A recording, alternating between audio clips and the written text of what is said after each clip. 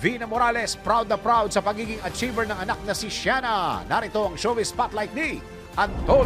Proud na proud si Vina Morales sa pagiging achiever ng kanyang dalagitang anak na si Shiana. Ayon sa singer-actress, hindi kailanman bumaba sa number 2 spot ang kanyang anak sa school kung saan mas madalas ay nasa top 1 ito. Bukod umano sa pagiging achiever ng kanyang anak, never daw nitong pinasakit ang kanyang ulo. Napakabait na bata daw ng kanyang anak kaya't napakaswerte niya sa pagkakaroon ng anak na tulad ni Shiana. Samantala, ngayong mag-16 na si Shiana sa darating na April, sinabi ni Vina na gusto niyang makatapos ito ng pag-aaral. Sinabi ni Vina na kung gustuin man ni Shiana na maging artista o maging singer ay hindi niya ito hahadlangan pero sana raw ay tapusin muna nito ang pag-aaral. Kapag nakatapos na raw ito ng pag-aaral ay okay na okay raw sa kanya kung mag-showbiz man ito.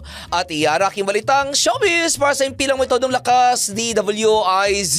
Ako si Anton, nagbabalita ng tama, naglilingkod ng tama.